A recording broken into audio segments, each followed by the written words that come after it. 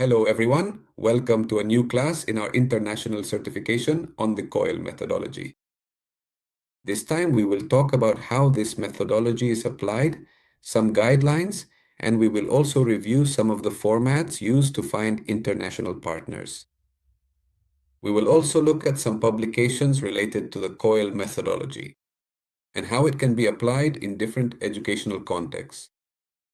Finally, we will talk about the COIL challenge for this course, which is part of the Social Entrepreneurship project of the Social Entrepreneurship Laboratory at the University of Valladolid.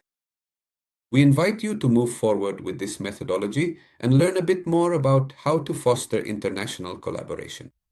In the class we will have next Wednesday, we will discuss the cultural element of your countries. Just as one of the groups suggested in the previous class, our icebreaker activity will be based on identifying a natural place in your country and sharing a bit about the culture surrounding it, and of course, the cultural exchange between America and Korea. Recalling what we discussed in the previous module about the principles, and in the instructional design of the COIL methodology, it is important to emphasize that the methodology focuses on this collaborative aspect among students and also centers on virtual and international components. The COIL methodology, which is widely recognized globally, allows us to develop these internationalization at home competencies. To continue in the content we covered during the previous class, it is important to remember what happens in a COIL class, where we recall that professors from two different countries who teach two different subjects plan and design together so that later the students can contribute and be evaluated together within the framework of this COIL project. We also reviewed the different ways in which this methodology could be developed. We saw modalities that are symmetrical, in which there are courses on the same topic, at the same educational level, and in the same language. However, the richness of COIL's diversity means that many times we have courses on different topics, and in some cases they may be at different levels of education, such as undergraduate and graduate, that is, students from entry-level programs with master's or doctoral students. We can also use different languages. These are some of the options that the methodology offers so that you can implement it in your courses. Finally, in our previous class, we looked at part of the structure of the COIL methodology, where it always begins with some kind of icebreaker activity. Then different comparisons are drawn between the backgrounds of the participants, and then the collaborative work begins. Ultimately, we always finish with a closing and evaluation activity in which we reflect on the experience we've had. In this Unit 3, we will review strategies for implementing COIL projects. It's important to consider some tips for planning a COIL project. First of all, it is very important that the collaborating partners or paired colleagues have a common purpose. Establish what you would like to achieve through this international experience. Many times these purposes go beyond or are in addition to the technical or theoretical content. That is why it is very important that both parties agree on what they want to achieve. It is extremely important flexibility. The design requires both parties to make adjustments to the courses, to incorporate new tools, to introduce new methodologies and knowledge so that students can practice in different ways. In some way, these syllabi are going to change. In other words, the programs for your courses will change. It is very important to maintain responsibility and commitment to this collaborative work. In fact, it will often happen that you are thinking about an activity from different perspectives. The COIL model allows for that, and perhaps that is the richness of the COIL experience, that there are two ways to approach the same class or the same content. It is important to simplify and make communication channels accessible. In some cases, this might mean using WhatsApp, email, or even video calls. The most important thing is that they are easily accessible for both parties. And the key aspect of the COIL experience is that, of course, dreaming costs nothing. Thinking about what the student's experience will be like is something that motivates teachers. However, ensuring that expectations are aligned with what can actually be achieved within the planned timeframe and manner allows this COIL project to be successful, both for teachers and for students. How information is exchanged when we establish contact with our international partner, the first thing we need to consider is time. Very often we will have time differences. For example, in this course, we have 3 different time zones. In some cases, it may happen that one of the countries changes its time due to the season, and that means having to adjust the academic calendar and even class schedules. And of course, we also need to consider holidays and vacations. For example, here in Chile, May 21st is a holiday, but it's a national holiday, which means that, for instance, neither Korea nor Spain will have that issue of participating on that day. However, regarding the issue of time, remember that synchronous mode is always an option. The second element is the management of content. What do you want students to gain from this COIL experience? Which part of the syllabus or course program are we aiming to intervene? Ultimately, how do we intend for these partners to share this knowledge and these contents? Resources are the third element and are of great importance. If this COIL project is carried out under the umbrella of a university, there will often be specialists within the institution who can provide support to implement this methodology. Resources such as internet speed are very important. In fact, to be very honest, last week our colleague Claudia had some difficulties with her internet. And in that way, we managed to design strategies such as, for example, turning off her video during the call to facilitate the flow of verbal communication. All of these are strategies that can be used as well as policies that limit the use of the tool. Thank you. Some platforms like Zoom restrict the number of minutes you can be in a video call. Therefore, it is very important to keep these aspects in mind. Finally, culture and language are key elements. They are probably some of the most difficult ones. Remember, flexibility? We are not looking for perfection in these spaces. Therefore, experimentation and reaching agreements to develop a smooth class where everyone can participate is extremely important. Use the language tools available to you for your convenience. For example, in this course, we are using an online interpretation tool for the videos of the virtual classes we are developing. These are some strategies that you can also use.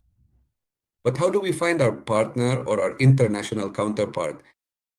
First of all institutions have agreements, accords, or even direct contacts with other institutions. That is the first starting point. Start with what is close at hand, which can also include the contacts of professionals or academics, both your own and those of other colleagues. However, if neither of these two options has yielded good results, I want to show you the COIL Connect platform, which aims to allow everyone in the world who resonates with the COIL methodology to access it. I will take a moment to demonstrate for you how we can efficiently navigate through this comprehensive platform, which allows us to explore and discover various new methods to contact a potential international business partner. This platform, for which you will find the link inside the course's virtual classroom, offers different options. We will focus on just 2 of them. The first one has to do with searching for higher education institutions that are affiliated with the COIL Connect platform. It is important to note that this platform is free for users. However, now higher education institutions are charged a fee that allows them to create this type of directory. For example, I am going to select the country Chile, and I will see that the Duoc Professional Institute is listed, and it even provides the direct contact of the person in charge of COIL initiatives. This is an important starting point for beginning to establish an international connection, which did not exist before. After searching the directories by institution, we can start looking for courses that are listed in the Paddler search. On this platform, you can find all types of courses, countries, and languages that are offered. It shows when these requests were activated, the country of origin, the university, the name of the course, the discipline, and when the course is expected to begin. Therefore, you can plan courses for this year or even for the next. As you can see, there are also courses being offered for the year 2027. I warmly invite you to explore the COIL Connect platform, which is an absolutely excellent and comprehensive tool for finding your international peers. who are interested in creating innovative COIL initiatives together with you in the future. Returning to the steps of the methodology, let's review why the icebreaker activity is important. First of all, they allow us to work on interculturality. There is an interaction that prepares students before collaborative work. In many cases, it can create a fun moment. For example, we can show what kind of breakfast each person is having at a given moment, or even what types of parties we participate in. Icebreaker activities have no limit, there are no restrictions. There is always the possibility for teachers to decide which activity is best to help students build trust. In many cases, this allows us to find similarities between countries and realize that, despite the distance, we still share things in common. When we talk about collaborative tasks, we will first focus on how they allow students to acquire knowledge. In other words, they encourage the development of new skills in a virtual environment. They also allow for the transmission of knowledge. That is, these activities enable students to learn from each other about a particular topic and about how this topic develops in each of their countries. And ultimately, they encourage co-creation, fostering some form of collaboration to generate innovative ideas or solutions. Finally, reflection is key to achieving success with the COIL methodology. The way in which teachers guide questions and highlight the importance of the experience will ensure that it doesn't just become an anecdote, but instead allows for deeper exploration of areas for improvement and lessons learned. First of all, it enables recognition of the process, allowing students to mention what worked, what didn't, and what needs to be done differently. It allows them to propose solutions and strategies for improving learning. And of course, there is a motivation that invites them to share what they enjoyed and what they found most difficult. In this way, we also see how they manage to apply new concepts and transfer these to other theories, ideas, and even to other projects. We would like to invite you to learn a bit more about the COIL methodology and some of its international references. In the virtual classroom, the book Online Collaborative Learning COIL by Professors Marisol Zipagauta and Adriana Castro is available. We were fortunate to be able to interview one of these authors so she could tell you directly about the COIL experience and share her recommendations for developing these projects. To conclude our Unit 3, we are going to talk a bit about the COI challenge, which will be focused on social entrepreneurship. This challenge will be a brief experience of what it is like to participate in a COI course, concentrated into two main moments. The first will be the international experience in which you will interact with people from Chile and Colombia. And after that, in session number 5, you will have to present a social entrepreneurship idea based on identifying a social issue in international context. But why are we talking about social entrepreneurship? And that's because it is based on the development and experience of the Social Entrepreneurship Laboratory at the University of Valladolid. In this space, we will learn how some students from the University of Valladolid are proposing ideas, innovative ideas to solve social problems in Spain and around the world.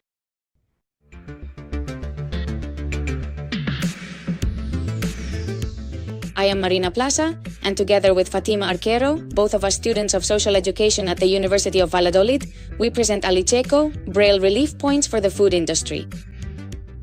The innovation is based on implementing Braille on food products or basic consumable goods, so that people with visual impairments can be independent and autonomous when shopping or selecting and using products at home.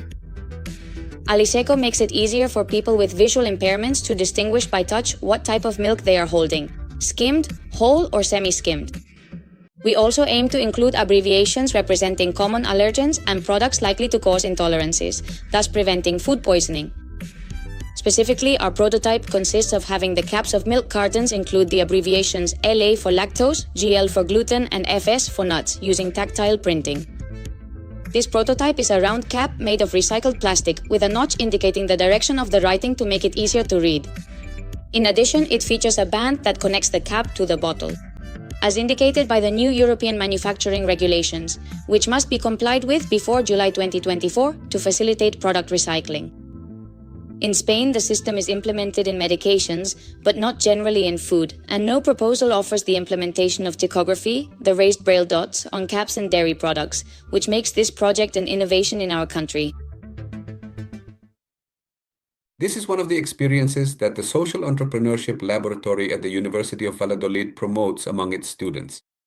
Just like her, we have provided 4 links to other student experiences that you can check out to see how social entrepreneurship is a new way to address the problems in our countries.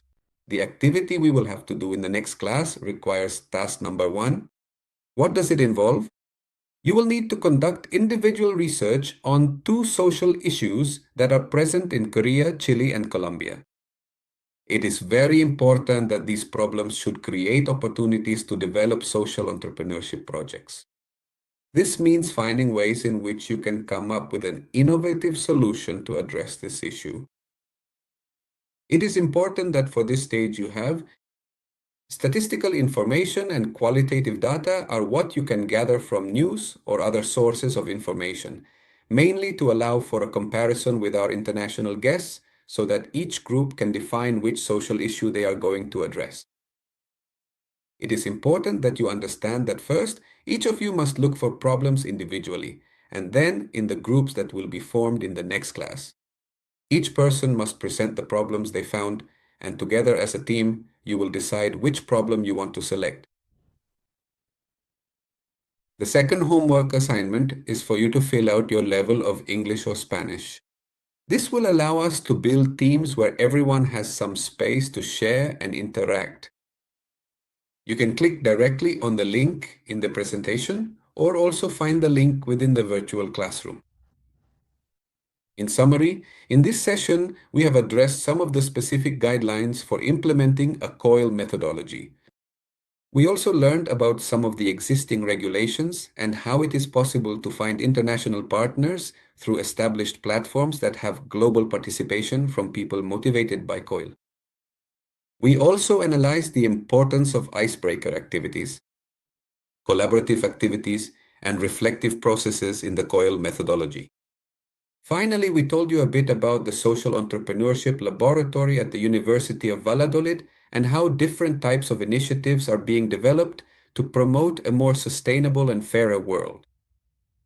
We look forward to seeing you in our next class with the problems the world needs to solve, because at that time we will have an international dialogue with peers from Chile, Colombia, and of course Korea. Have a pleasant day, and we'll see you in our next class.